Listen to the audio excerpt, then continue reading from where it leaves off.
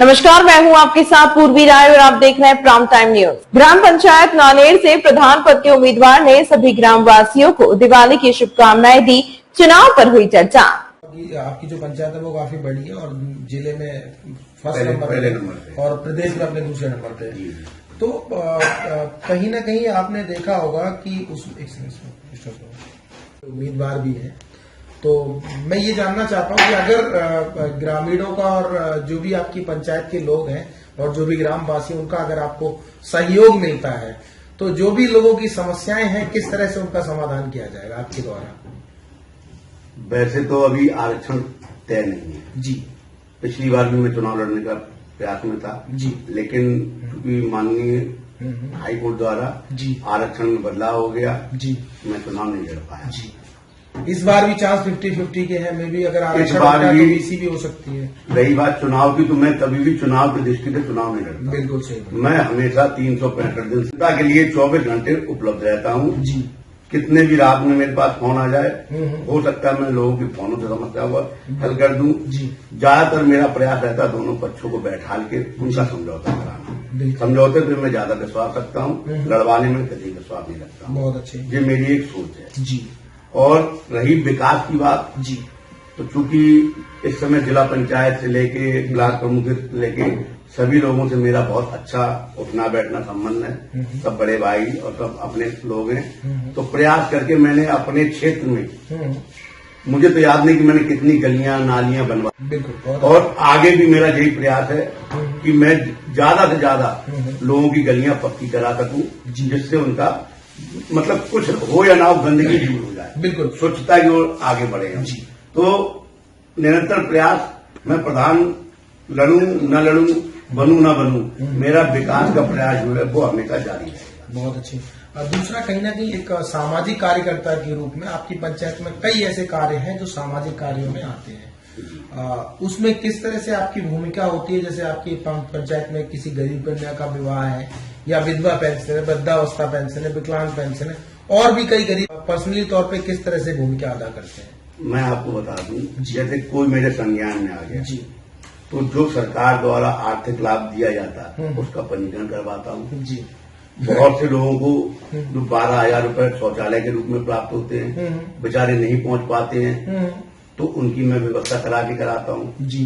किसी का एक्सीडेंट हो गया या कोई बीमार है तो मेरे स्तर से जो भी पर्सनली जो मदद हो सकती है जी वो मैं उनकी लोगों की मदद करता हूँ। बहुत बढ़िया। और ये आगे भी करता रहता हूँ। मेरी एक आदत और है जैसे मैं रोड से निकलता हूँ सुबह शाम को ऑन रोड मेरा गाँव तो किसी का भी एक्सीडेंट हो जाए किसी भी प्रकार की तो उसका इलाज उसको अस्पताल भिजवाना उसकी समुचित व्यवस्था मैं करने के पूरा प्रयास करता हूँ। बहुत अच्छे।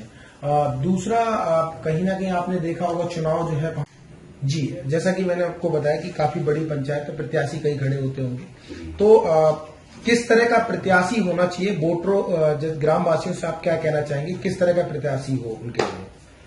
प्रत्याशी इस तरीके का हो जी सहज हो जी बिना किसी भेदभाव बिना किसी रुकावट के जी उसे मिल सके 24 घंटे उसकी सेवा में तत्पर रहे। क्योंकि कई तरह के प्रत्याशी ऐसे होते हैं कई तरह का प्रलोभन देते हैं और वोटर भी कहीं ना कहीं कंफ्यूज रहता है वो डाउटफुल रहता है कि मैंने किस तरह के प्रत्याशी को चुनना है वो समझ ही नहीं पाता क्योंकि 35-40 लोग निकल के आ जाते हैं जी। 35-40 लोग निकल के आते हैं जी। होता क्या है कि चुनाव से ठीक 2 महीने 4 महीने पहले जी प्रत्याशी निकल आते हैं। 5 साल तक किसी को ध्यान नहीं रहता कि किसी के घर में कोई बीमार है किसी के घर में कोई कमी हो गई है या किसी की और कोई समस्या है खाने की है तहसील की है तमाम स्तर की परेशानी होती है। 5 साल तक किसी को भी ध्यान नहीं रहता। जब नजदीक जैसे चुनाव आ जाता है तब यहाँ लोग सामाजिक अत्यधिक हो जाते हैं सोशल वर्कर में अपने आप को बहुत आगे बढ़ के दिखाना चाहते हैं लेकिन 4.5 साल तक कोई दिखाई नहीं देता जी। तो क्या कहना चाहेंगे आप ग्राम वासियों से किस तरह के प्रत्याशी को चुनेंगे?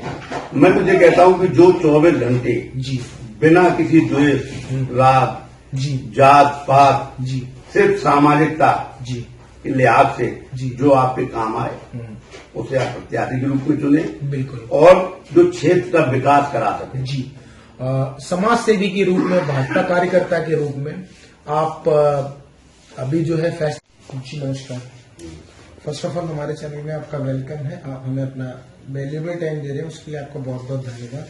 स्वागत है आपका। जी, मैं और मेरे दर्शक एक बार आपका परिचय जानना चाहेंगे और इस समय हम लोग कहाँ पर स्थित हैं उसके बारे में। वैसे मेरा नाम अर्जुन चौहान है जी, और मौजा नौनेर ग्राम हिमायतपुर से बिलोंग करता हूँ बिल्कुल। और सदर तहसील में एंट्री पड़ती मेरी। बाकी के राजनीति पुराने दशकों से भाजपा का कार्यकर्ता हूँ मैं बिल्कुल। और आज भी हूँ जी, और लगभग मुझे 10 बार का एक्टिव मेंबर हूँ मैं। बिल्कुल। कौन सी पंचायत हमारी लगती है हमारी पंचायत ग्राम सभा नौने लगती है। और कितने गांव लगते हैं हमारी पंचायत? इसमें लगभग तो किस तरह से आप पंचायत वासियों को शुभकामनाएं देना चाहते हैं और किस तरह से वो त्योहारों को मनाएं, क्या मैसेज होगा उन लोगों के लिए? मेरा तो सभी क्षेत्रवासियों से ये मैसेज होगा जी, कि दीपावली हर्षोल्लास जी, का त्योहार है जी, और सभी भाईचारे के साथ जी, मिल बांट के जी, और बहुत अच्छे तरीके से मनाएं, जी, बिना द्वेष भावना के, बिल्कुल। एक दूसरे के प्रति जी, नाराजगी व्यक्त करना ना हो, जी। आराम से, जैसे कहते हैं ना एक खुशी का माहौल होता है, हम्म, तो उस तरीके से मनाएं। जी, और लड़ाइयां तो हमेशा लोग लड़ते ही रहते हैं छोटी छोटी बातों पे। बिल्कुल। त्योहार पे कम से कम गले मिल के जी, एक साथ रहें। बिल्कुल। और दीपावली हो और जो भी धनतेरस हो, जो भी त्योहार है, जी। खुशी खुशी मनाएं। बिल्कुल। और जहां भी जो मेरी जरूरत पड़े हम्म। मैं उनके लिए तैयार हूं। बहुत बहुत धन्यवाद। आपने हमें अपना कीमती समय दिया, इसके लिए आपका बहुत बहुत आभार। नमस्कार, जय हिंद, जय भारत। ये लगभग है 35-36 की दूरी। 35-36 के लगभग है।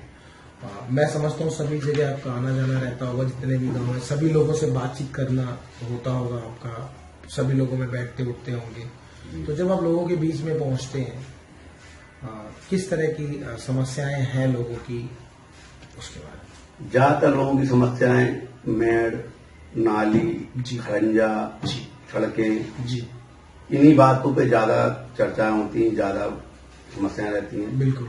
नाली खरंजा के ऊपर लड़ाई शुरुआत होती है, फिर वो बड़ा रूप ले लेती है। जी, कभी कभी जगन अपराध की तरफ भी बढ़ जाती है। बिल्कुल। और बहुत सी जगह मेड़ों की समस्या है, मेड़ काट लेना, उससे भी धीमे धीमे लड़ाई बन जाती है। बिल्कुल। कहीं ना कहीं कुछ समय के बाद मैं समझता हूँ प्रधानी का चुनाव आने वाला है और कहीं ना कहीं